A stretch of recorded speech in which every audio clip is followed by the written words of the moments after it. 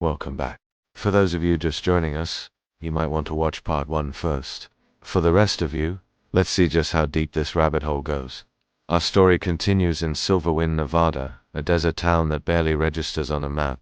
This was the closest settlement to the Buried Horizon site, a government project that scarred the landscape and the local memory. The townspeople never spoke of the black SUVs or the midnight helicopters. They didn't mention the night the earth shook and the sky flashed white, but they whispered.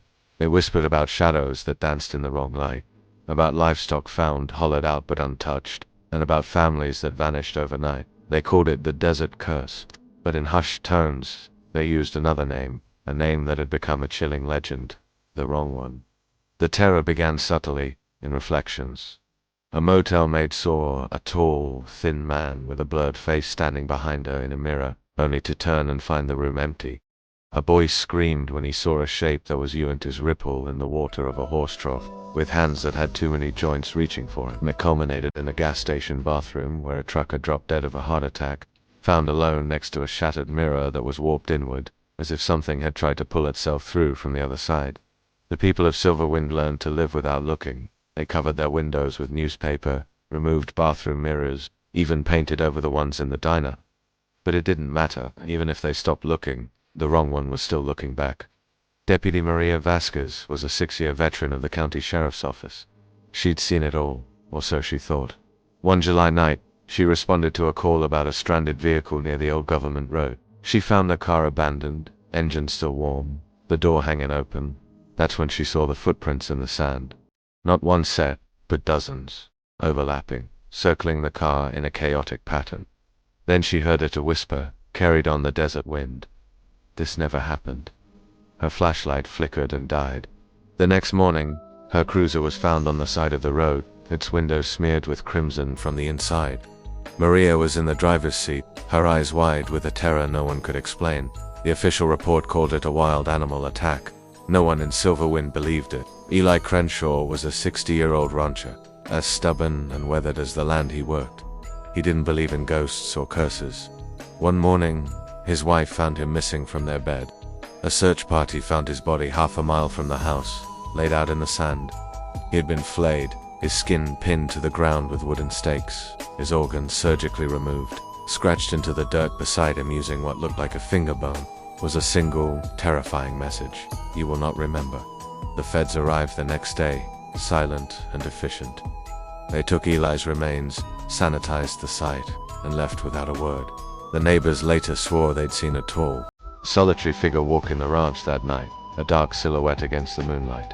The wrong one had claimed another victim. The horror wasn't contained to Silverwind, it spread like a contagion of disappearing reality. In Phoenix, a woman woke up to find her husband of 30 years had never existed.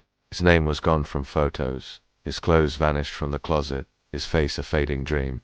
In Salt Lake City, a teacher arrived at school to find half her class missing. Their desks were empty, their names erased from the registers. When she frantically questioned the principal, he just looked at her with pity and said, "You've never taught those children. We have no record of them."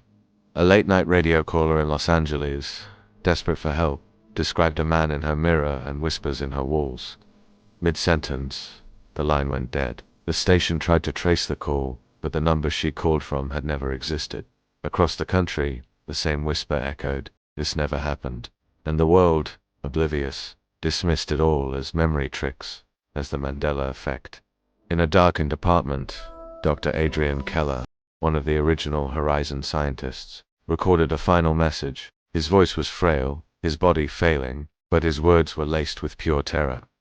"We thought we were peering into time," he rasped. "But the Horizon engine, it didn't bend time, it tore through it. We weren't looking into the past or the future, we were looking into somewhere else. And something else looked back." He coughed, spitting blood into a rag. "The wrong one is not a ghost. It's not a demon. It is hunger given form. Every memory it erases, every person it takes. That's its camouflage.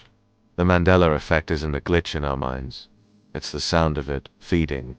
The tape clicked off. Dr. Keller sat in a suffocating silence, listening. And from a dark corner of the room, a whisper slithered through the air. "You will not remember." Keller slowly turned his head. In the reflection of the dark TV screen, he saw himself, but his reflection wasn't moving. What do you think happens next? Is there any way to fight something that can erase you from existence itself? Stay tuned for part 3. If you found this chilling, please hit that like button and subscribe for more. Check out my full content on podcast Don't Drink That, anywhere you podcast. Follow me on X at Don't Drink That One.